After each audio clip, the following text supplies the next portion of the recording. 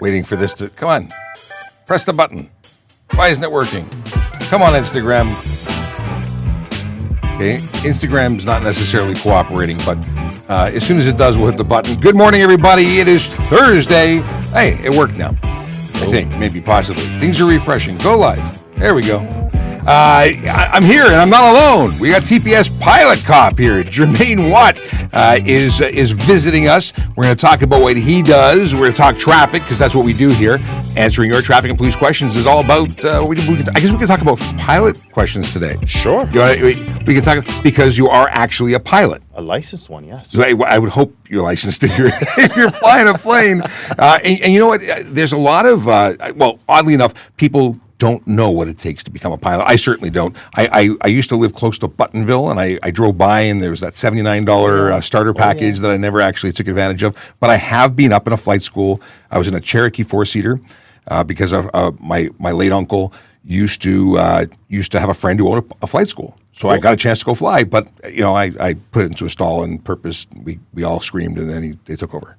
Well, you got to walk away from that landing, so that's pretty good. It was a good experience overall. Before we get into it, we got some business to take care of. I want to first tell you, I have to hit this button that says Design, where I can put up the icons of where we are currently broadcasting. We are on TikTok, YouTube, Twitch, LinkedIn, Facebook, Instagram, Kick, and the platform formerly known as Twitter, now called X. We're still trying to figure out whether or not all the functionality that is being promised to me is actually working. So you may or may not be able to message us on Twitter. If it doesn't work, if we're ignoring you, it's probably not that we're trying to ignore you, but we're not seeing you.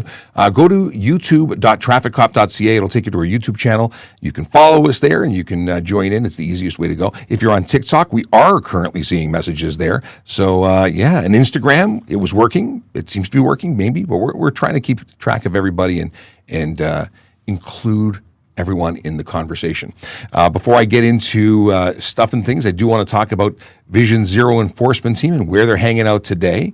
It sounds like they're just chilling, but they're pretty busy trying to change driver behavior one ticket at a time. They do that by focusing on the big four. We're talking about speeding, aggressive driving, distracted driving, and impaired driving. And those are the activities that are more often leading to serious injury and death on our roads, which is why we focus on them. We target those. Today, if you don't want to meet them, I suggest following the rules. Yeah. Because that's sort of how it works. Yeah. Hey, now, you do a lot of work in traffic in terms of, you're not at traffic, but you occasionally stop people. We do. That's part of our responsibility, some of our goals. Well, I'll give you the microphone. Is to keep our community safe, and one way is essentially traffic is a priority anywhere in all of Toronto. So we focus on all, like they said, the big fours, and my job as a neighborhood officer is not just focus on community safety, but also traffic safety. So what are the things that you focus on or that you see in your neighborhood most? We see a lot of things. We see speeding, stunt driving, drive under suspension, people with no insurances, people that are impaired. So we see a lot of those things. So you get it all? We got it all, but we try to come up with different initiatives to combat those issues that we're facing within those communities. And before the show, we had one of our esteemed colleagues come in talking about his pet peeves, and his pet peeves were tinted windows, so severely tinted windows, kind of inspired the video we did this morning. And then he was talking about e-kick scooters. Do you see a lot of them in the neighborhood that you're assigned to? In my neighborhood, not as much. Within my division, there are, down on the lakeshore, between Royal York, Islington, there's a lot of, what do they call it, the kick? E-kick, yeah. E-kick. The stand-up ones. They look like a skateboard platform with two small wheels. Oh, yeah, those ones. Those are prohibited in the city of Toronto, and so many people drive them anyway. Yeah. Because they're confused. They heard about a pilot. They don't realize that the pilot doesn't apply to the jurisdictions that don't, opt in.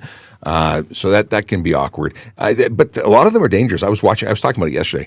I think I was watching one in the rain on Steeles, and it was just wiggling all over the place because they just don't stick to the road like other vehicles do. What's worse, I don't see a lot of people wearing helmets when they're riding those things either. Well, helmets are a good idea, and the bicycling community hates when I say this, but everybody should wear a helmet. And they say, well, pedestrians don't wear helmets. I'm like, well, pedestrians aren't doing 30 kilometers an hour down the road. Funny story. I fell off a bike. I was just riding very slow, and the curb hit me. It's funny how they jump out at you. Yeah.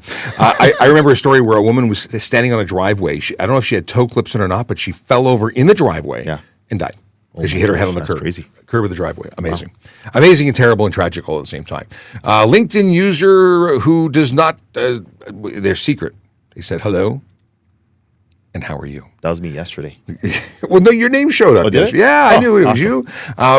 But this LinkedIn user, it could be one of many. But hello and good morning to you. Ryan Dow is back, and he has questions. Oh, this is he. Sometimes he asks good questions, and sometimes he's just silly. This is a silly one. How many convicted violent criminals are employed by the Toronto Police Service? I would say none. Violent criminals would not be employable as a member of the service. We're pretty strict about who we hire and who can maintain their employment. Absolutely. Oddly enough, we don't take too kindly to violent criminals in general. That would be very conducive to the environment that we're trying to reach. Public safety. Yeah, it's about protecting people. We would protect people from the people. But Ryan, do better. Get some questions that are legit. Like that was silly. Michael V. Aloha. I always see people on TikTok with Christmas lights on their cars. Can we have these in Ontario? So this is the gray area. It is. Because I don't think that there's a lot of incentive or a lot of desire to go hammer people that may be marginally doing something wrong. Marginally. It's like doing two over. It also depends on the color that it's flashing. Yes. If it's red or blue, it's definitely a no-no. If it's green or blue. Is it a distractor? Is it interfering with your ability to safely operate? Is it causing problems for other people? Is it, because if they're all over the place and you can't see because it's all over the interior, that's a safety concern. If you're projecting red light to the front, it's a problem. Yeah. But if you had something like I've seen some that are on the rear tires of Jeeps. Yeah. If it was done tastefully, you might not get it. It does look cool, though. It does look cool. I've seen some pretty good pictures. Yeah. But is it technically legal? I think that you'd be technically breaking some things. But I think in the Christmas spirit, some people might get away with it. I would agree. Tim Shallow says, good morning, Sean and guest. And if you missed the introduction or if I failed to properly introduce you, we have TPS pilot cop Jermaine Watt in with us today. Hello and from the other side. It's cool to have a visitor. It gets lonely in here, and Sergeant Campbell is we see a lot of him, but it's nice to have you. And we've been talking about doing this for a long time. I know. I got to get you flying. We've talked about that too, and I do want to go flying. I was just telling Sergeant Campbell that we've talked about flying, and I said it would be a really interesting live. It's as we're flying over Toronto. Well, let's try. We'll try and figure out if we can get some cool traffic violations while we're up there. Yes. Some what not to do. Hey, I am sure, considering that whenever I'm on the road, I can find what not to do pretty easily. I'm just looking to see if we have weird stuff happening with the computer today. Weird blinkiness. That's terrible. The feed is actually working. That's good. TikTok may not be linked in today, so I'm going to come in and do the manual observation here. Instagram may not be linked through as well. So I see messages so here's the thing. If you want to guarantee being seen, jump over to YouTube. It is youtube.trafficcop.ca. Take you right to our channel. But I'll do the manual thing, looking over the shoulder to this side for TikTok because it's not working today. It's new technology, or at least the functionality to get the TikTok stream in here. Yeah, it's usually working, but sometimes not. All right. We said, good morning, Sean. Why do drivers try their best to circumvent the HTA? Here's the actual complete version of the question, for their own needs rather than simply learning and obeying the law as written? That is a good question. That's a societal question as opposed to a traffic question, I think. Why are people so hell-bent on breaking the rules or ignoring rules because it doesn't suit their personal wants and needs? Because people get upset when other people do things and break the law. They curse at them, and then they go and do things themselves. Absolutely. But it's different. What's good for what is it good for me and not good for the gander? That's the one. Or good. What's good for the geese, not good for the gander. Good for thee and not for me, I think is the other one I'm thinking of. Yeah. Either way, people are quick to judge others, but then don't follow the rules themselves. So, but that's because everyone's entitled to some degree. To some, yeah. There's some entitlement, and. I just need to get over there. I love the people. I used to, as an auxiliary officer, I used to always work the beaches Easter parade. Yeah. And we'd have road closures. And people say, but I live over there. I need to go there. Yeah, but you can't go there because the road's closed. But I live over there, and I got a turkey in the oven. I did that once. I was at an intersection where it was closed off because there was a traffic collision, and traffic was standstill. They couldn't go there, but the motorists wanted to go straight ahead. They didn't know that, or cities building a grid, and they can actually go different ways. There are alternate routes, not just the one that the GPS is giving them. GPS is a big problem because when people rely entirely on GPS to get their directions, there's no. I guess the old Pearlies we used to see. Oh, there's other lines. That's right. But gave you options. The person's like, but I want to go there. I'm like, okay, no problem. I'm going to let you through. So they went there, and then it came right back. Oh, because it was a dead end. Yeah. And they go, I can't get through. I go, yeah. That's why I told you couldn't go there. It's funny how that works. Yeah. Just a shout out to Undead Neon who says, morning, everyone. Long time since we've seen you. Glad to see you back. I'm going to do a cut and paste business here because I'm not. Hang on a second here. Copy. I'm going to open a window because they scroll too fast. Can I open notes? Let's do notes. Notepad. That's going to be the lowest technology I can use. Oh, that actually works really well. Okay, let's see here. Before we get to the TikTok stuff, I want to finish off with what's on screen. Can a G1 driver technically drive on roads higher than 80 kilometers an hour, like 100 kilometers an hour, on roads that are not 401, DVP, etc.? I checked the HT, and it only specifies the roads that you can't drive on. So it's any road with a speed limit over 80 and all the 400 series and so on. Those are all prohibited. There are a small short list of exemptions that are listed in your manual, and they are permitted because they're the only roads in the area. You can't get in and out without going on one of those roads. There's only one time they can actually do that, though, legally. Well, for all of those, they can go on if they have a licensed driving instructor. That's what I was about to say. Yeah, but I was talking about even without a licensed driving instructor, there's a very few. But they can in here. Let's go and let me find it here because I want to give you the full detail. Closed roads, I'd assume. Well, closed roads you can't. Private property. What am I thinking of here? It's HTA roads exempt G1 over. I'm just throwing a search term. I don't think there is any. There's like 5 or 3, 5, some of them. Highway 11 in Barrie, Highway 7, Highway 15 is a G1 drive. Where is the answer I'm looking for? It's in the actual. It's in the driver's handbook. But this is Reddit. I don't want to look at Reddit. I want to look at actual stuff. If anyone knows it offhand, and I don't want to spend too much time looking at it. Okay, understanding restrictions of a G1 license from BrokerLink. I don't know. But there's a list of roads. Like there's a couple of them, and I don't go to them, so I don't know what they are offhand because they're not in the GTA. That I can tell you. And I can't find it. So I'm going to give up. But they do exist. If anyone wants to look them up, you can. Driver's Handbook is available online. I have links to it, I believe, on trafficcop.ca. Okay, so the answer is, if it's not specifically listed as an exemption, then no, you cannot, even if it's not one of the ones that is, yeah. All right. Alicia Bailey says, hey, I have a question. Can I wear heels while driving? Sure, if it's safe. Yeah. There's no footwear exemptions or restrictions. You can drive barefoot, which a lot of people I grew up thinking you couldn't drive barefoot. Old school. I was told you couldn't. My mom said you can't do that and you can't drive with the interior light on. But and in some states that might be a law. In some provinces it may be a law. In Ontario, it's not a law. Definitely not. So you can wear high heels. However, you're probably going to scuff them up and ruin them.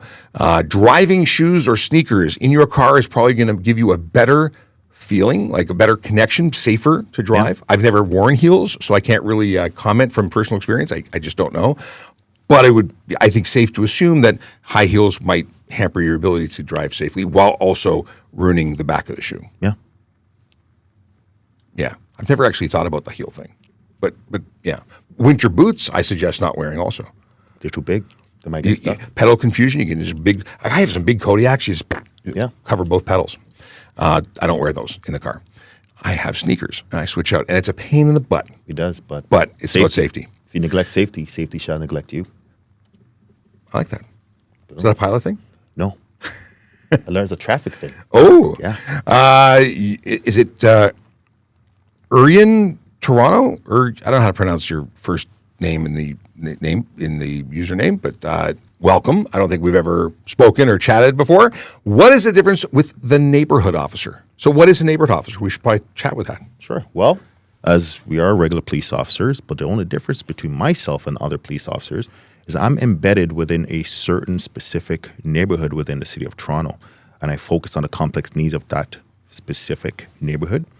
respond to 911 calls, just like any other police service, but only specific to that neighborhood, if that makes sense. For example, So you're in a geographical border. that's right. So, for example, my area of responsibility is the East Mall, West Mall, which consists from Bloor Street all the way up to Eglinton, Rathburn, east to Kipling, west all the way to about Dixie.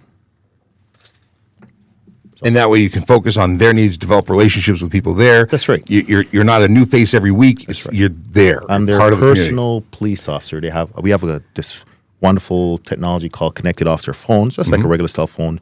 We have access to just like stuff that in our vehicles, so they can call us on those phones. We can chit chat about whatever issues they're facing. They invite me to barbecues. They invite me. I'm like their own You personal. get to go to police barbecues? officer. I get to go to barbecues. See, there's a benefit I didn't think of. And here I am in traffic, no barbecues. Believe it or not, it's a great way of building relationships with people, developing that trust and that bond.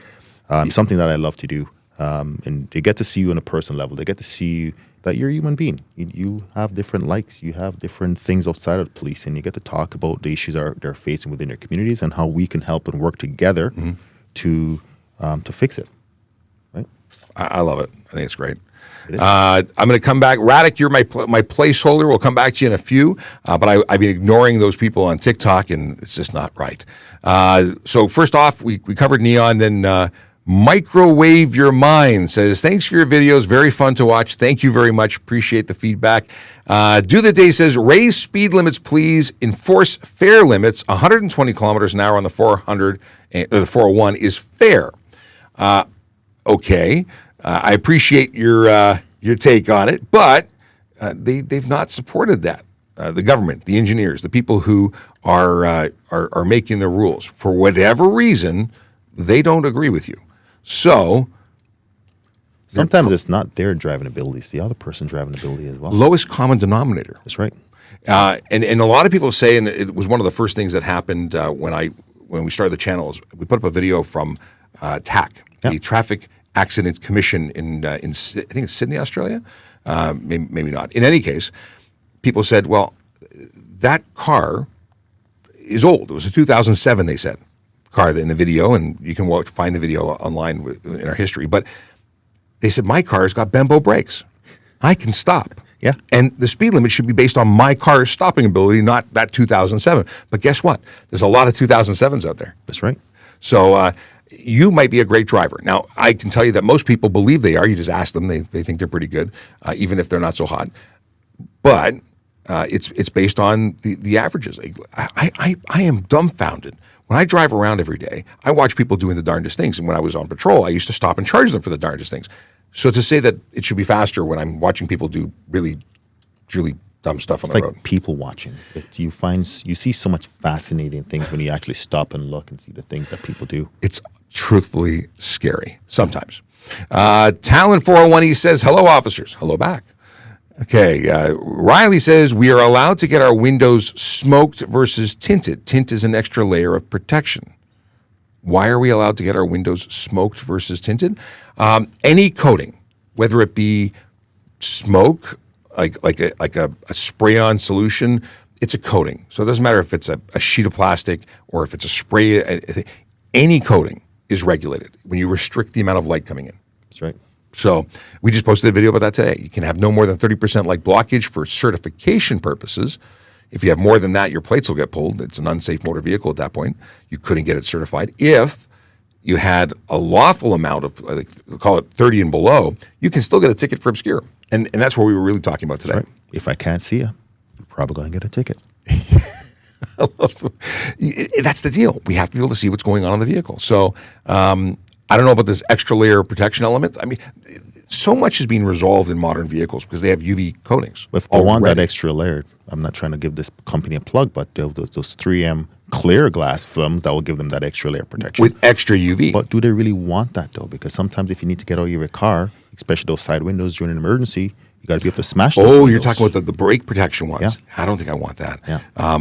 So much can slow down emergency services from getting into you to save you. But I think people want tint because they want to pick the nose. Yeah, nothing wrong with that. They don't want to be digging for gold, and being judged by their peers. I think that's what it's really about. Okay. Some LV Dave says, get on the street and protect us from crime. Stop your easy Monday to Friday 7 to 3 gig. I work from 6 to 2, I'll have you know.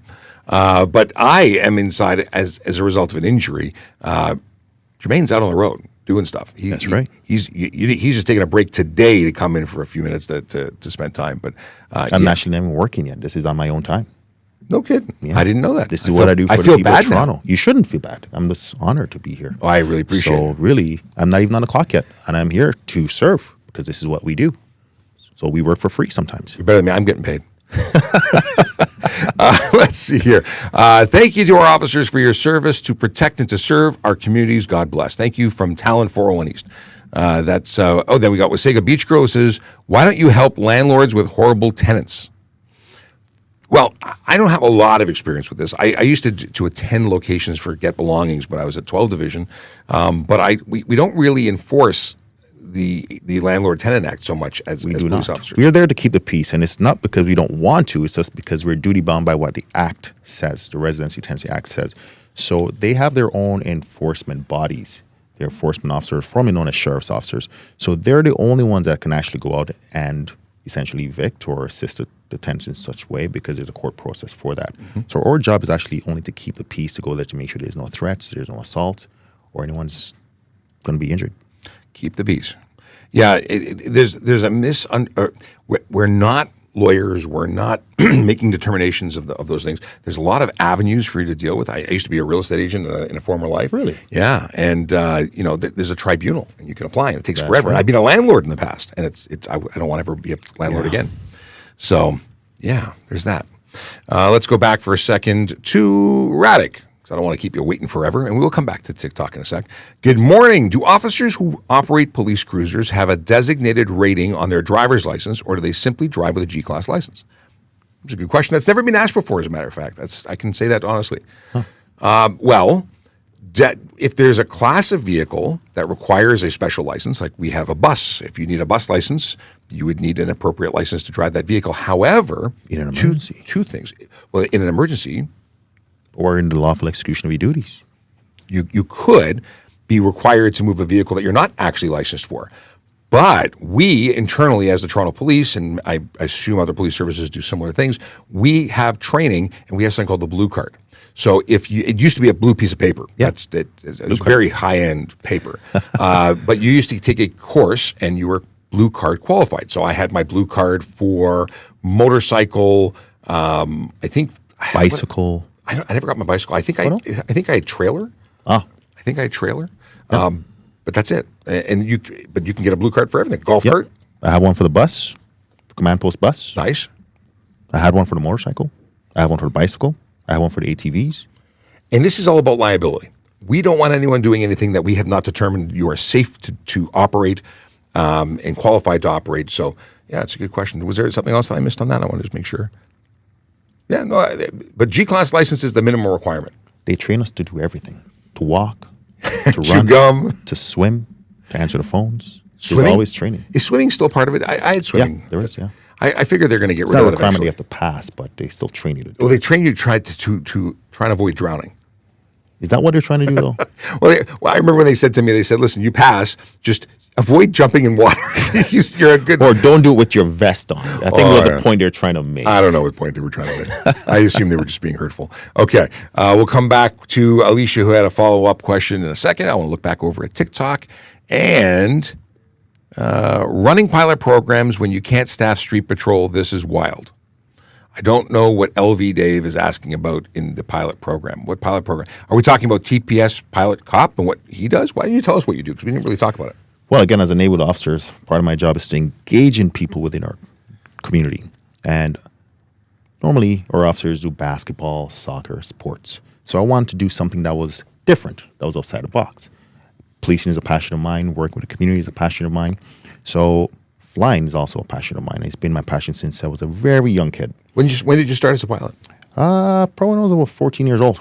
Really? Maybe even before that, I loved planes. I always went plane spotting when I was born in Jamaica. So I always went plane spotting. Normal man at the airport. There was an observation deck that you could go, and I always used to love to look at the planes on the weekend. So I love that passion. Then my dad took us to Florida. We also used to fly to the States all the time. And then for whatever reason, we got bumped and the plane was packed. So they bumped my seat. So my mom, my brothers, and my dad had his seats, but there was one less. So I got to go in the jump seat. In the pilot cabin? On the pilot cabin. Get out! Oh yeah. And that just sparked I was so amazed of what I saw, all these buttons. It was so overwhelming, but it was so amazing. So that sparked my passion for aviation. Then I started doing a lot of flight simulators, and grew on to get my license to fly. That's awesome. And you say you started actually taking lessons at 14? Or I started lessons at 14, but it was very expensive at the time. So I slowly did some hours here and there. And then as I got older, I decided, well, I'm going to be a police officer, being a pilot. Getting your commercial license was a lot expensive back then, and going to police calls was much cheaper. So I chose that route. But I did not lose my passion. I said, I'm going to do it. So once I made enough money, I decided to go and get my license. I love it. That's awesome. But going back to what we do for TPS Pilot Cop, again, engaging these youth. So what we did was, my partner and I, we've tried to come up with a program to keep our kids engaged. So we came up with a STEM program, which aviation involves science, technology, engineering, and math. That's in aviation, right? The weather, that's science. Mm-hmm. How does the weather work? How does it rain? How does it affect the aircraft? So we came up with this thing. We sat down for about a few months, and then we put an application through Pro Action Cops Kids. It was a great organization that sponsored us and gave us the revenue to facilitate this program. So we went with them. We selected 12 kids out of about 100 applications, and we sat down with them from March till the end of the end of August. So we went from learning about everything from the ground up, learning about everything aviation, not just about being a pilot, but being anything within the aviation industry. And at the end of the program, they got to fly the plane themselves. Put me by their side, of course, but they got to take off. We're not talking about a simulator. You're like, we're talking about a real plane, a Cessna 172 out of Brampton. They did everything from the pre-flight. They walked around the aircraft. Obviously, I make sure they're doing everything you properly. You see in an hour. No. Then we went up and, we did a couple circuits, and then they landed. They took off. They That's impressive. Yeah, it was amazing. They did fantastic. Nobody crashed. Well, that's good. Yeah, we had simulators in the classroom. Okay. So we had a lot of practice. And not just the practice within the classroom. We did a lot of field trips through where Air Canada did their flight training. We went to Threshold Aviation where they have simulators there. So they got a lot of practice to get them to the real world. I'm jealous. The day off, the day off before they actually went in the plane, I want to make sure that they were properly prepared. So we ran them in a simulator again, which is pretty real life. Pilots practice in simulators. Absolutely. Yeah. So they went in and they went with another instructor, and they did the exact same thing, the exact route that we were going to fly. They practiced that. As soon as they're done, they gave me the heads up. They're good to go. We went to the plane, and I took them one by one, and we went up. And I said, "Okay, you have control." Put my hands like this, and I watched them take off and land. And just seeing their faces and their expressions, it was so amazing. And it wouldn't have been all again. I have to give Pro Action a plug, because if it wasn't for them, we wouldn't have had this opportunity. Pro Action Cops and Kids is what funds programs like this. Right. Officers can apply, put together a business case and apply for monies. And this is a great opportunity to, if I move out of the way, wrong way, behind me, the Toronto edition of Monopoly. It's monopolytorontoedition.com if you want to order one, $69.99, I think. That's right. To buy one. You can get it at the gift store. You can get it at Ripley's Aquarium, a whole bunch of different locations. You can buy it online as well. And money proceeds from that goes to fund programs like this. Absolutely. And they've been doing a fantastic job, and they do bring the community, especially young youth participants in these programs, they bring the police and the youth together. We build spectacular relationships. I've been volunteer Pro Action since 2007. I can tell you, I've formulated such great, wonderful relationships with these kids. To see them grow, to go into different jobs. They contact me, say, "Hey, I'm doing this." I'm like, "That's amazing." Yeah. And just to see, just from even a sports game, that's that connection. It's amazing. I used to be involved with a program in 32 Division when I was there as an auxiliary teaching photography to youth. Great programs. Shout out to to Pro Action Cops and Kids. Great stuff you guys are doing, and make so many great things possible. Absolutely. They make dreams come true. I like that. Maybe they should update their slogan. Yeah. If you're watching and you have no idea who we are, this is Ask a Traffic Cop. And normally we're just talking about traffic, but we're talking about flying today because TPS pilot cop Jermaine Watt is in studio with me. He's standing right there. This is the man himself. We're answering your questions. We're going a little slower than normal, and that's because the TikTok interface is not working with Restream today. Don't know why, but we'll be sending them a ticket to say it's broken. Let's see here. What is the comment that I want to read? Oh, Ryan's back. Okay, so here's the question, a follow-up from Alicia Bailey. On private property, could I get a ticket for doing donuts or burnouts? If so, why?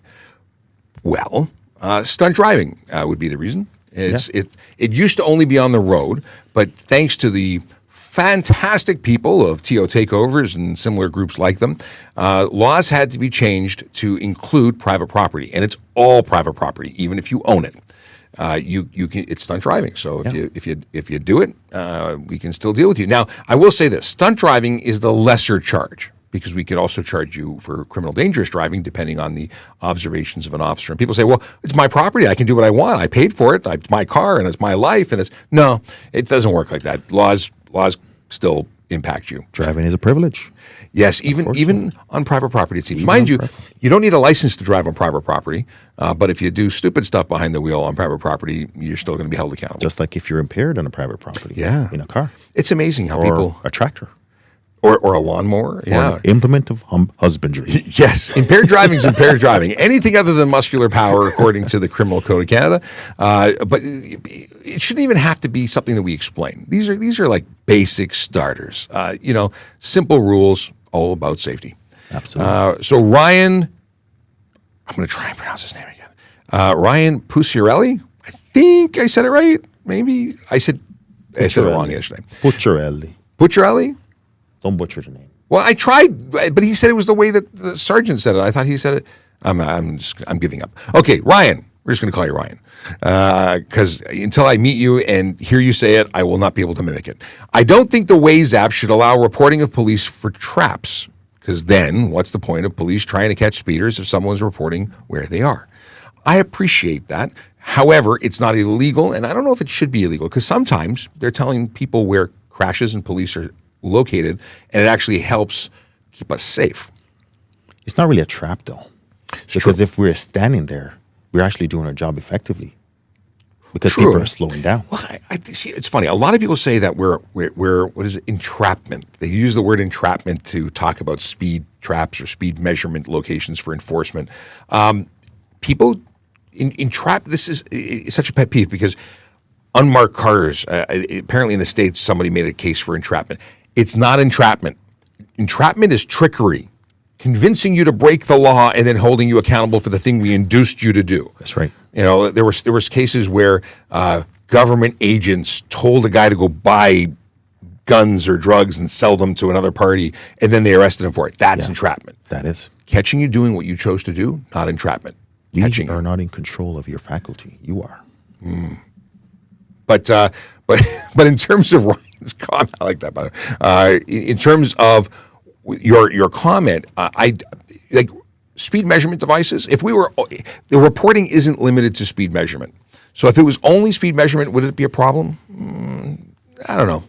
No, legally no, because it's not interfering with our ability to enforce. It does sway possibly your behavior, which is really what radar. I'm making a circular argument. It's almost like when I'm standing at an intersection, and some people say I'm doing nothing, but I'm actually doing a lot of things. This is true, right? So, like, I've had, I'm observing traffic for whatever reason the case may be, and like, wow, you're just standing to do nothing. I go, well, you'd be surprised how many things I'm doing just standing here, doing nothing. I'm saving lives. You're contemplating your next action. LJ says, for G1, no 400 series highway or any highway that has a speed greater than 80 kilometers. Example, 115 is a 90, so not allowed. But there's an exemption, and I keep coming back to it, and I don't know what it is, but it does exist. I swear it. Okay.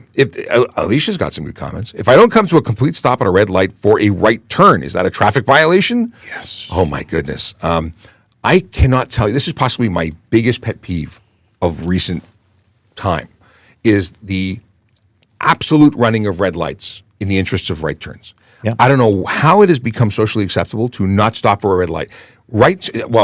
And then there's the kicker. I was talking to the people at the Automated Enforcement Group, and they talked about one guy who got 4 red light camera tickets by looping the street 4 times, running the red light every time. You must come to a complete stop before proceeding to make a right turn when it's safe to do so. But the first and complete thing that you must do is a stop. And so many people get it wrong. I've seen a new trend where someone is in the right lane and then the person in the left lane just makes a right turn. Improper right turn. Yeah. Unsafe turn, that's improper like a turn. new thing I've been seeing going on. There's a lot of people who are just in a rush, and they're more important than everybody else, apparently. Yeah. Okay, here's a question about radar, and it's a TikTok question that I cut and paste. When you take radar, let's say at a street corner during the day, can it be taken at night as well? So when we're using radar or laser speed measurement, yes. Absolutely. I really like laser. Yeah. I mean, I'll use what I got, whatever's available, but laser's cool, and so it's so accurate. It's just amazing. With radar, you have to have some skill. You have to have skill in both, but you have to really be able to articulate how you identified one vehicle over another. Laser is like the light was on that car. Yeah, it's very vehicle specific. It's pinpoint. Yeah, it's a laser. I like lasers. Just being able to say laser is a cool thing. We try to move away from that. Say LiDAR. But it's cooler. LiDAR. Laser sounds too aggressive. Like your laser. Pew, pew. Yeah. Like Star Wars. How far over the speed limit is stunting? Well, I'm going to dig for some new questions. I'll let you take this one, or at least start it off. Sure. Because there's 15 things for stunt driving, but there's 2 speeds three speeds in particular. Yeah. So we have. Well, okay. Let's start with the first one. So if you're in a speed limit that's under 80 kilometers an hour, if you go 40 kilometers an hour over that speed limit in an 80 kilometer an hour zone or an area that is not higher than 80 kilometers, it's a stunt. However, if you're on a 400 series highway, which your speed limit is 100 kilometers an hour, they give you an extra 10 before they seize your car. So you have 50 over, anything over 50, like 50 and over. So if it's under 80 kilometers, it's 40 over. If it's 80 kilometers and above, it is 50 over. However, anything, as soon as you hit 150, regardless of speed limit, also stunt. It's a stunt. But so if it's a 110 zone, that's what really gets a lot of people. It's a 110 zone, and you do 150, even though you're only doing 40 over only, it's stunt driving. There's also another one from a marked departure. Yes. Like a lot of people don't know this. If you accelerate from a stop or a slow position at a high rate of speed, which is not what the normal rate of traffic should be, that's basically move from what a marked departure should be, and it's a stunt, and you lose your car from there. So a lot of people talk about that. Can I accelerate from a stop to the speed limit as fast as I want? And my answer is always depends. Yeah. Depends. And what's reasonable? Where are you? And what's around, and I mean that could even be criminal dangerous. So people are jumping out of the way to avoid being hit by you, even if it's their fear of being hit, not that it was actually going to happen. Like, it depends. I just recently had a case in court. Someone coming around a corner, and she accelerated so fast, almost hit a pedestrian.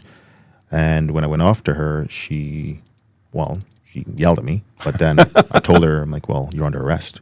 And she goes, what do you mean I'm under arrest? I said, you're under arrest for stunt driving. She didn't like that? She did not like that. It's funny how that works. They don't know it's an arrestable offense. You guys be arrested for it. We'll release you, but the initial thing is an arrest. It's not just a ticket. There's a little more to it. Yeah. There's a lot of confusion. That's why we're here to try and explain it all. We got here a question: can a G1 driver drive outside of Quebec or New York State, or from Ontario into Quebec or New York State? This one is interesting, because technically speaking, a G1 is issued for the province as a learner's permit in the province, and technically it's up to the other place whether or not they want to accept it. And every place can be different. So you could drive into one state and they could say, well, we're not accepting it. That's a learner's permit. The other place might let you drive with it. I think it'll be okay. Depends. As long as you're with a qualified driver.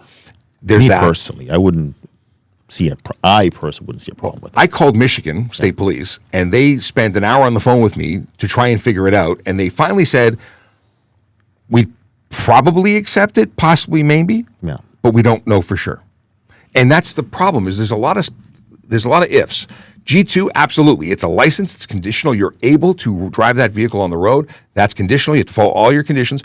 But a G1 driver, not so much. You would at very least have to follow all the conditions, which would be no highways. And so if you're driving there, here's the big thing. Learning to drive is something you should be doing where you're comfortable, where it's safe, not cross-Canada exploration or into the States. It's really not intended for that. Now, I will tell you this. If you were to move from Ontario to Quebec, you would have to apply for a new license. Your G1 would not be transferable. And that goes to the whole concept of it's not valid there. That's right. So I would be very careful, and I would suggest not driving outside of the province of Ontario. And at very least, call the place you're going and ensure that you get somebody's name that's going to protect you and defend you when you get in trouble. That's my thing. Little Bob, little Bo 8. Little Bo 8. Can I hold a small dog in my lap while being in the front passenger seat? No. Passenger seat? Passenger seat? Passenger seat. Yeah, you could, but it's not safe. As a driver, absolutely not. Driver would be careless driving or drive while crowded. As a passenger seat, not illegal. I had a video where I posted on my Instagram. Oh, yeah? Where I charged someone. It was right in his lap, the driver. Driver for sure. And he's like, but it was a small dog. Well, you know what small dogs do when an airbag deploys at 300 or 200 miles per hour? They become a flying projectile. A projectile, they become a very not comfortable. It's not good for either you or the dog. Yeah, don't do that. It actually prevents you from safely operating your motor vehicle, but in the event of a collision, it would be likely fatal for the animal and could cause serious injury for you. Okay. We got some followers. Let's see here. Messed up a cool. Can we tint to help our car? What is this? Can we tint to help with car LED lights at night, which are almost the same as high beams? No. You can't tint your and no windshield tint. That's one thing you're never allowed to have. Emma Carroll, good morning to you. I saw your hello and I ignored you unintentionally. I was going to say something earlier, but didn't. Let's see here. Do something about protests. Protesting is legal. You're allowed to protest. Protesting whilst breaking laws, not legal. And police do intervene when laws are being broken. But lawful protesting is lawful protesting. Oh, yeah, that's good. Well, that's excellent. Yeah, you can't zoom, but this is it's that camera, the white one. Oh, I'm using a different one. So that's the doggy sticking its head out of the window. Yeah, how are you driving safely with your animal totally distracting you? That's weird. It's not cool. I see it a lot. Yeah. What do Would you do that with a baby? I wouldn't do that with a baby. Oh, you would? I actually have video. Yeah. Of a guy driving with a child in a diaper standing on his lap holding the steering wheel in Toronto or the GTA. I must say that when I was younger and I grew up in Jamaica, we used to do that all the time. In diapers? Yeah. Wow. We call it nappies. Nappies? Like a cloth. Okay. I got you. Yeah. Legality of going through a yellow light. This is another one that is entirely or is incredibly misunderstood. Yeah. So many people believe that a yellow light means go faster. Or proceed with caution. And the truth is it means stop. Yeah. And unless it's unsafe to do so. And it carries 3 points if you don't. Is that right? 3 points? Yes, I didn't even keep track of that one. Moving violation. It is so rarely written because more often than not, I think that people, I think that because the evidence is more complicated and people would choose to go through a red light or versus a yellow light, but it is totally a great charge delay. I charge people all the time, especially if they're able to stop. Now, there's difference. Like most police officers would kind of use their discretion on it, depending on the circumstances, where the road's wet, was it snowing, certain factors. Now, some people, if you're like 20 meters before that stop line and you're accelerating to go through that light because they saw that countdown, yeah, I'm sorry, you're going to get a ticket. If you're already in that intersection, I'm probably not going to give you a ticket. Well, if you're in the intersection, you didn't run a yellow. Because you have an obligation to clear that intersection. Yeah, it's the concept of you should be traveling at a speed that you could safely stop for a yellow light if it changes in advance. Right. And if you can't, you are either going too fast or you are past the point of no return. If you're past the point of no return, you're too close to safely stop. You're on the line, it changes. No one's expecting you to jam on the brakes. If you're far enough away that we reasonably believe that you should have stopped, That's where you're going to be seeing us. And best part is, in our cars, we have those wonderful cameras. Oh, yes. Kind of helps us to show where they were, how far they were behind that line, too. So I've been getting great success in court when it comes to convictions, because most people are like, oh, well, the car was too close behind me. Mm-hmm.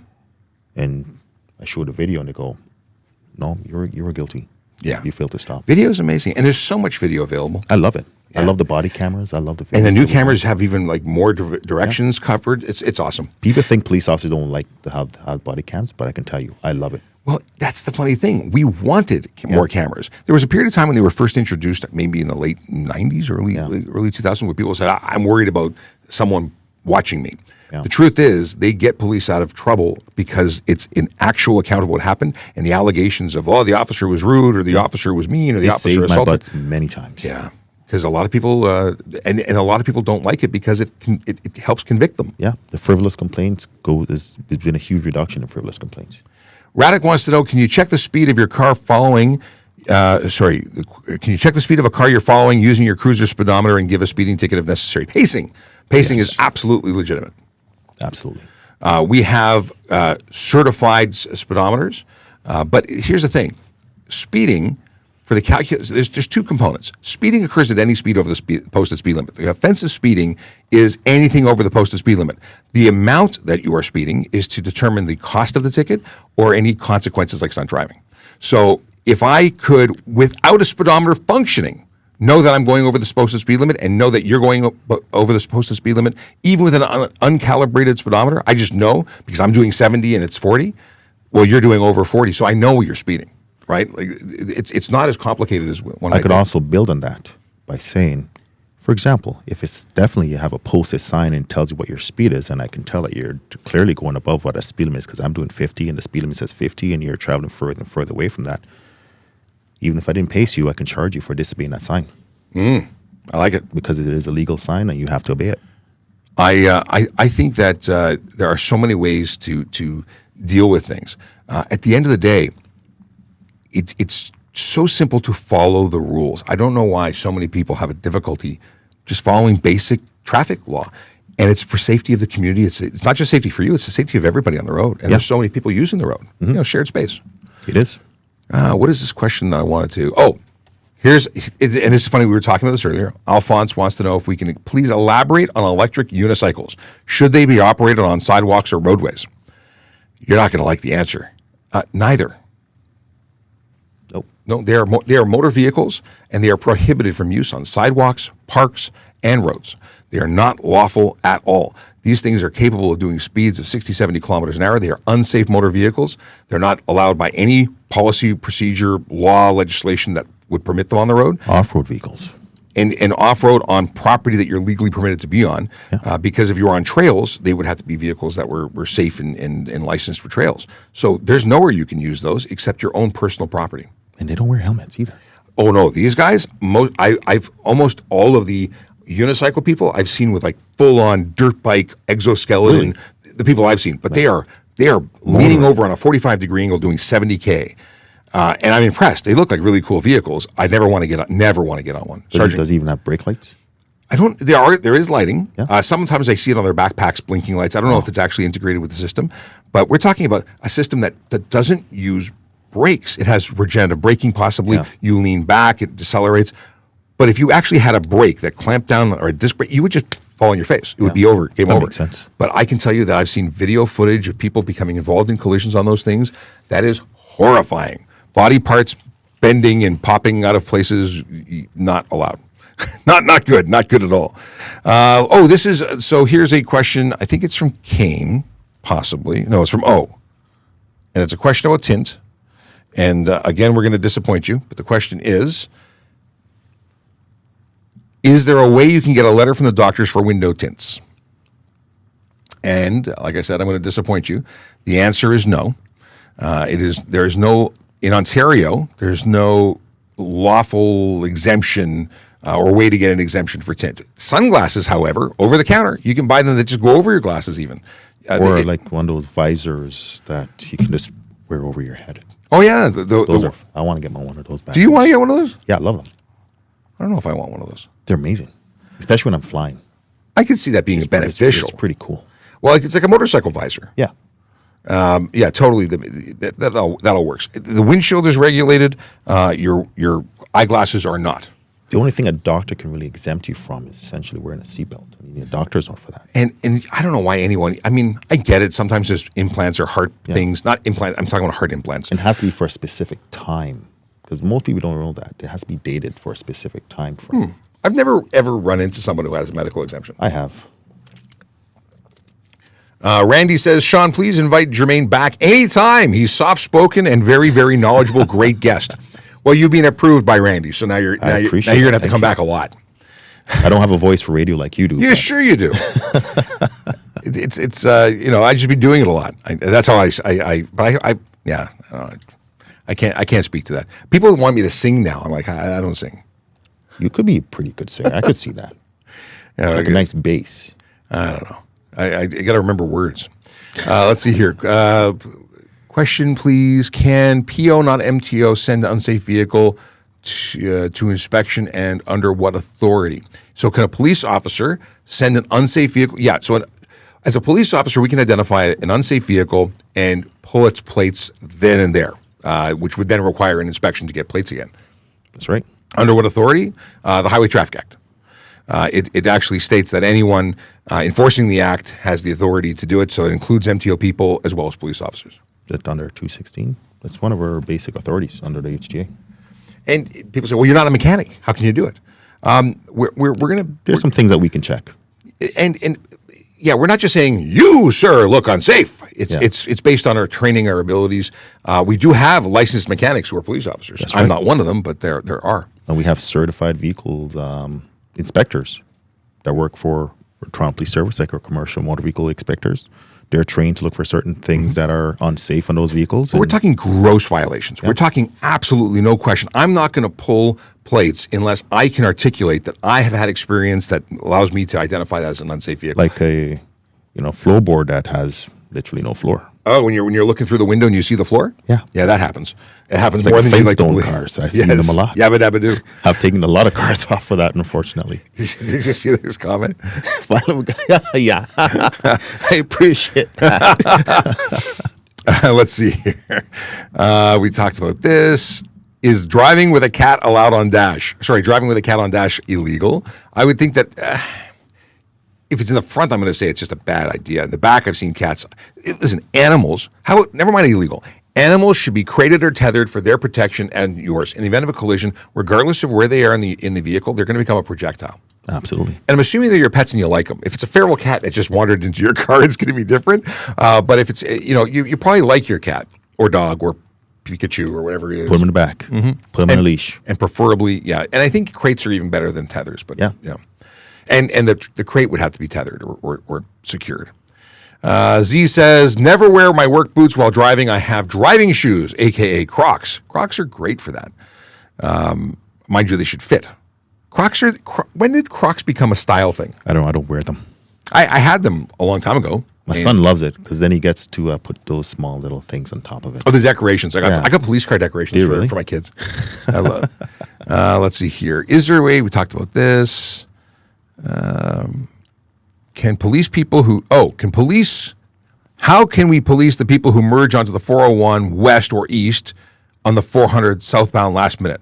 So that's a big pet peeve. The people who just drive up to the front and then chop in last minute. Well, that's unsafe lane change. It's interfere with traffic. It's so many different things. But you know what would probably prevent that? If people were better at allowing people to safely merge. Yeah.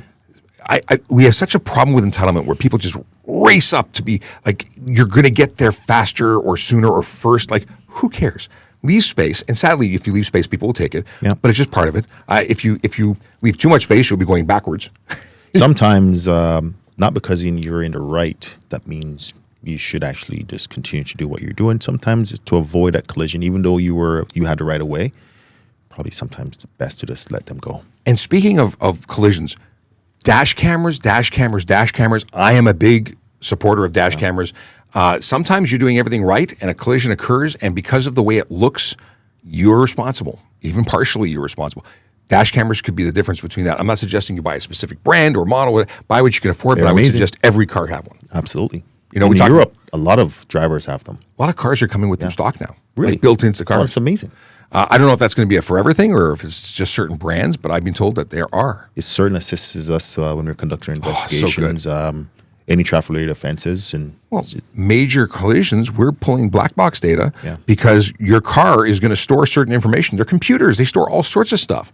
I wish everyone had Tesla cameras in their cars because Tesla, has cameras for everything. Yeah. But people often tell less than 100% truths when they're talking to police. Oddly enough, we have ways, and it's good. It's good because we want the truth. That's ultimately what we want. If I borrow someone's car, do I need to have their pink insurance card or my own? So what we want is the insurance for the vehicle because the vehicle must be insured. And it depends on what we're talking about. So if you're bringing up, you should have access to all the license, ownership, or your license, their ownership, and their pink slip should be the pink slip being the insurance card or proof of insurance. Technically speaking, if you give us yours, you would save yourself a $65 ticket for That's right. showing proof of insurance. But if the vehicle turns out to be uninsured, the owner of that vehicle is still going to get charged. that's right. But it's funny. I remember that from OPC, the Ontario Police College, saying, well, I gave you an insurance card, officer. You asked for proof of insurance, and technically it is. Yeah. I always heard that rumor that I want to see your pilot's license. You were going so fast. Well, I have one. I'll probably So present. if you present that one, officer, Man, you were flying. Scott says, oh, is this the Alberta officer that I was promised last week? If so, fantastic. And no, Scott, I'm sorry. I did try and coordinate to get Officer Logan Grant from Brooks, Alberta to come onto the show last week for Friday. But unfortunately, he's been under the weather. He and his family have the vid. Or I think he's better. Maybe this week. Maybe tomorrow. Let me see what I can do. But we're definitely working to get your Alberta officer. But this fine officer here is a neighborhood officer, TPS Pilot Cop. You can follow him on Instagram and Twitter. He's not on TikTok yet, but I'm going to try and convince him to switch over. Can you get a DUI if you have the keys in the trunk and are sleeping in the back seat? Possibly, maybe. Yeah. Because They could. if it's in the trunk, you can open your trunk, probably by folding down the back seat. If you truly have no access, there may be a position there that it would be reasonable. But the best answer is don't be in a car Yeah. and make better plans. Can you explain why people think it's okay to drive on a shoulder lane? Well, it's a shoulder, not a lane, and it's off-road. It's off the roadway. It is not legal. And I think people just think they're more important than everybody else. But I will say the best way to get a flat tire is to drive there. Because as a police officer on a motorcycle, when trying to get to a collision, that is the place where I would normally ride. And I can tell you that I've had a number of flat tires as a result of it. There you go. Not a good place to be. A lot of people asking about letter from doctors for window tint. I would say it's a lot of people, but it's really the same person spamming. Can you show the spam can? Don't spam. I've been meaning to do that. No spamming. No spamming. We don't play those games. Let's see here. Why do they make such fast vehicles, but you can't drive them? Well, if you look at the Corvette, I love cars. My uncle used to work for General Motors. I grew up loving the Vet. I still do. I think it's a beautiful car. I can't fit in it. It's a stupid car. I'm way too big for it. I'm 6'5". videos. Oh my head goes above the. But I've driven them, and I've driven them in environments that permitted them to be driven quickly, and they're just. They're built to be showing off. They're showing off what the maker can do. Does that mean you should drive it that way? Absolutely not. Not unless you're on a track. I was just about to say that. Driving on a track. Go as fast as you want. Or learn to fly and go faster. Yeah. Because what's the Well, believe it or not, we actually do have laws that governs us in how fast we could go based on where we are, what airspace we're flying in.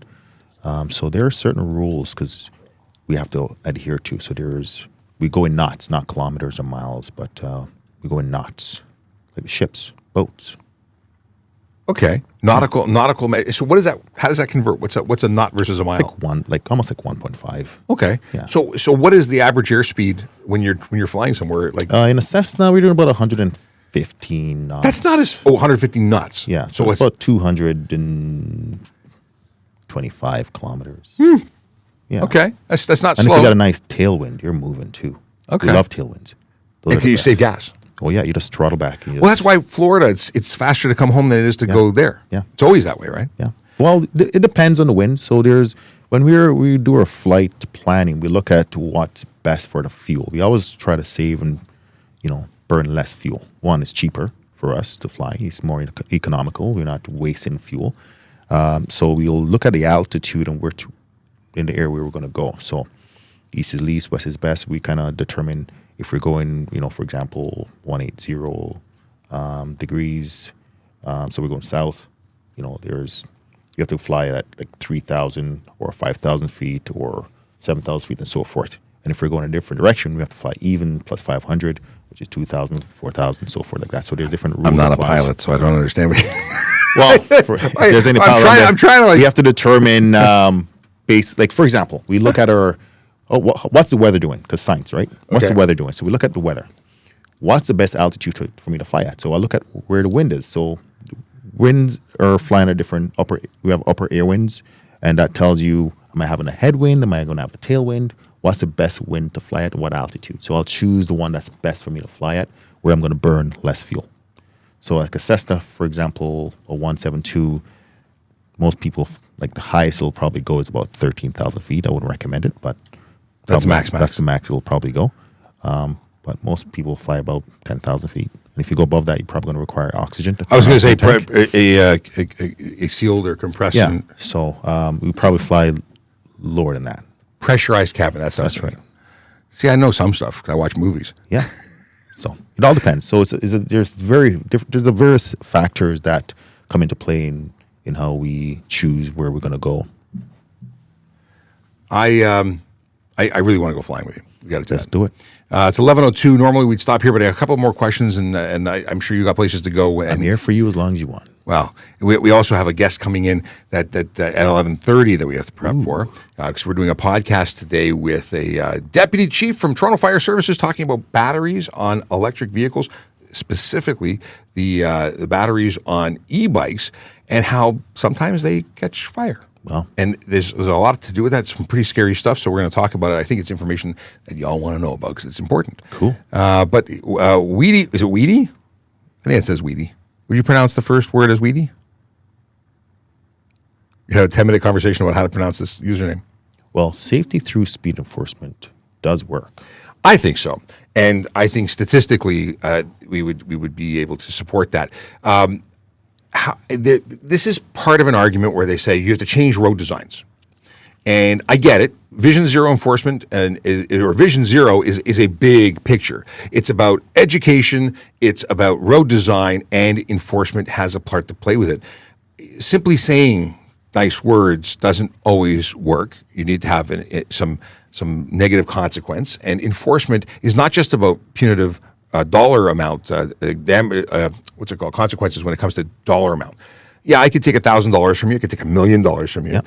That may not stop you because you may just pay it if you can afford it, or not pay it and deal with the consequences there.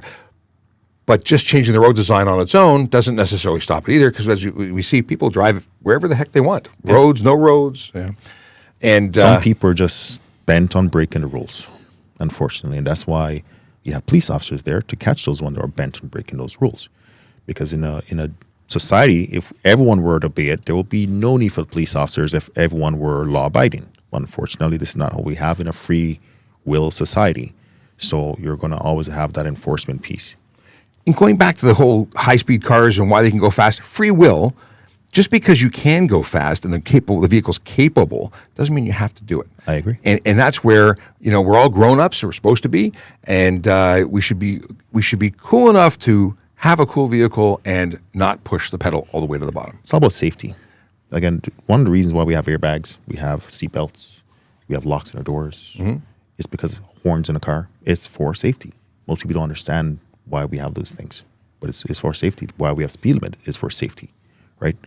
Like in some places, like in Italy, some of the speed limit is really high, but because those roads are built and designed for those speeds, here in Ontario, unfortunately, we don't have those roads that's built for speed, for excessive speed specifically. I will say one thing. In Europe, especially when we talk about Germany and in the Autobahn and in places that are really, really built for speed, they have better drivers. The rules and requirements to get your license are so much stricter in Europe. And they're very obedient.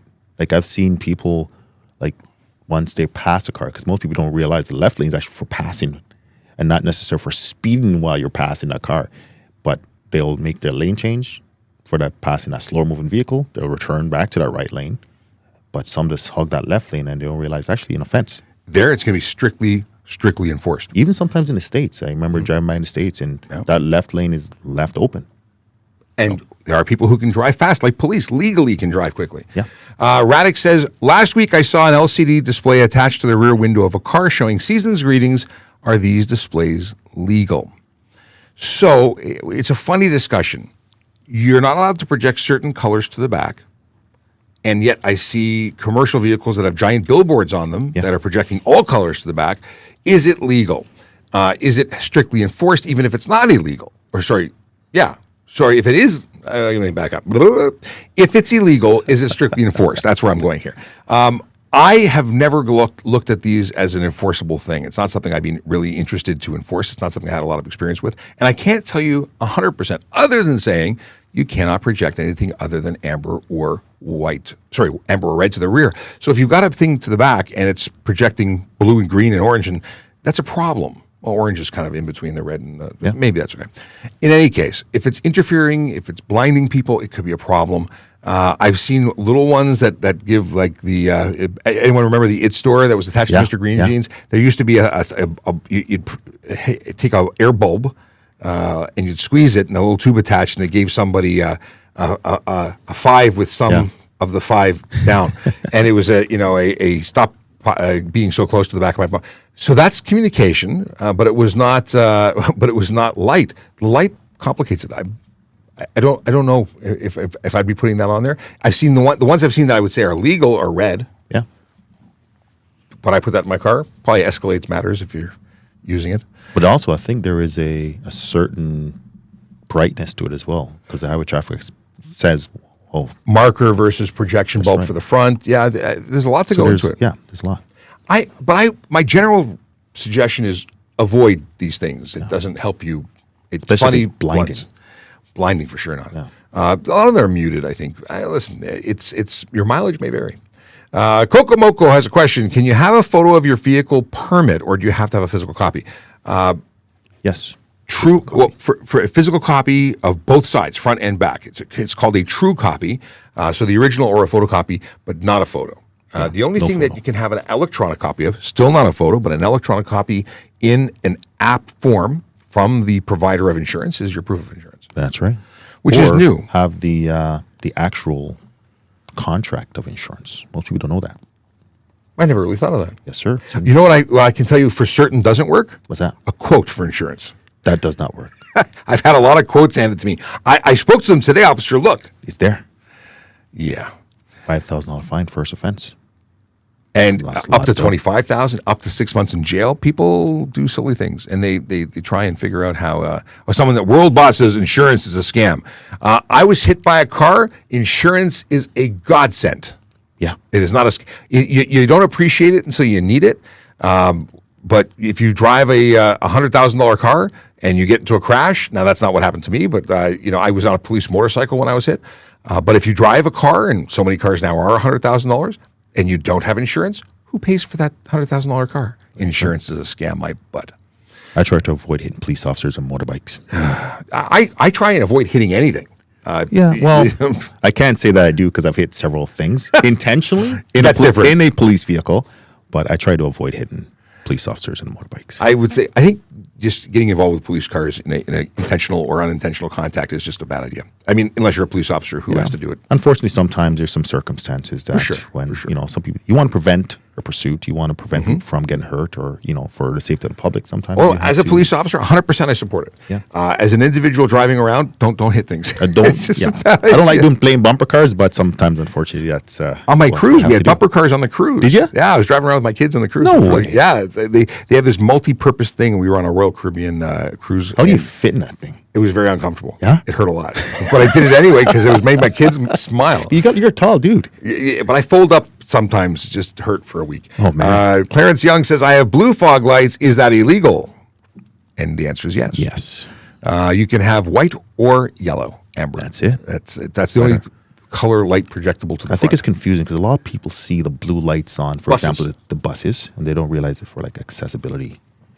And even then, there's question as to whether or not that's legal, but they do it anyway. It isn't, but A lot of things. we'd allow it. It's things that make sense. It is, but they're not projector. They're not 300 lumens headlights. They're marker lights. That's right.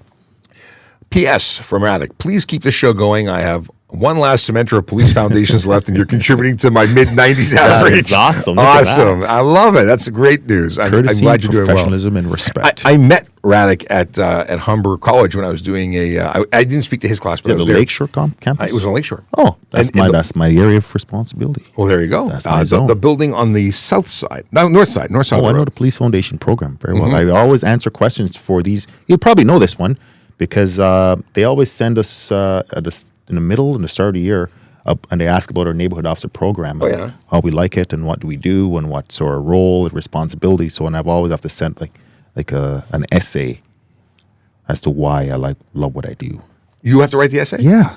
How is it your job to go to their school? That's That's been my issue, but I love doing it, so I have a problem doing it. That's awesome. I like contributing to the education of those who are interested in this field. Paul Danino says, "Okay, where's the enforcement? Get off YouTube and do your job." Well, you are doing your job. I think I'm doing a pretty good job. Fantastic. He follows on to say, "This is pointless." Well, I add "this is," even though he's just saying "psh, point psh." But Paul, I appreciate that you have input. I don't agree with it. Obviously, I don't do enforcement anymore. I'm not on the road because I was, if you were paying attention 5 minutes ago, I was hit by a car when I was on a police motorcycle, and that's taken away my ability to be on the road, which actually bugs me a lot. I've been very fortunate to have found my my second wind in being able to do stuff here to help people, and this is what I've been doing for a couple of years. But education is a huge component of traffic safety. So that's something. And we are actually, I'm proud to say, the largest channel in the world that does traffic education in a police environment. There are people who dance. There are people who tell jokes.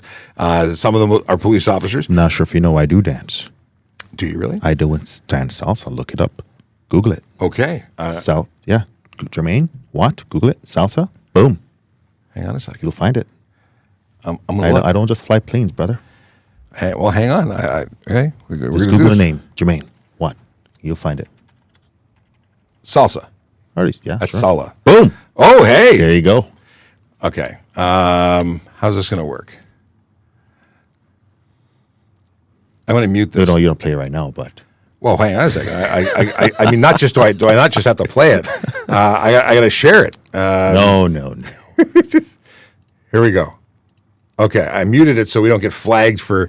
Okay, so this is Salsa on St. Clair. Look at you go. There you go, bro. Okay, I'm sure That's enough. Put it down. I'm sure I have salsa very poorly, but you make it look easy. So back to Paul, who says we're not doing any.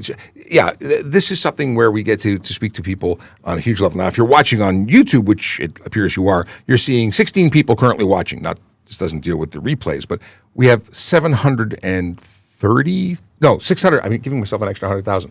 I think it's 643,000 followers on TikTok, which is where this is being simulcast. So we're talking to people where they are and giving them information and answers to what they want to know. So it's not pointless. It's apparently helping a lot of people. It really is. Again, enforcement through education is a very important piece. And as police officers, we don't just go out there to hammer the public, and that's not what we're there for. We want to obviously reduce collisions. We want to reduce personal injury collisions from occurring, property damage from occurring. We want to keep people safe. So sometimes we do educate, and this is a great platform in which you use to educate people on what they can or cannot do. Because I've seen some of the great questions that your followers have been asking, and they wouldn't have known if you didn't have this. Because some people are afraid to actually approach a police officer and ask these questions to say, hey, can I do this? Hey, can I do that? And when you call into the front desk, you may or may not get someone with the answers. I get to look up all the weird stuff. Yeah. So it is not pointless. It is great. And that's actually why I'm here. I appreciate you being here. Thank you. And oddly enough, whatever his name was, Paul, not what I was talking about somebody else. Paul, not whatever his name is. Lemke says wasting tax dollars. We want crime fought, not traffic infractions. here's a funny thing, and we talked about this yesterday. Traffic infractions that lead to serious injury and death, we have on a regular basis, within a few digits, within a few numbers, like we're talking like 60, 59, are fatalities as a result of crime, like murder, and the fatalities as a result of collisions and traffic interactions with motor vehicles. That's right. They're about the same. So we always hear people saying, stop crime, but we want to stop people getting unalived. Crimes occur in vehicles too. That's true. Yes. Oddly enough, bad persons drive places. Yeah. A lot of traffic stops result in drug seizures and gun seizures and all sorts of seizures. Stolen cars. They use those vehicles to do other offenses. Home invasions, break-and enters, robberies. It's all part of the thing. That crime is a proceed of what they're doing. This is stuff we can always talk about. I actually really like when people challenge me as to why we do what we do and if it's a good thing or a bad thing.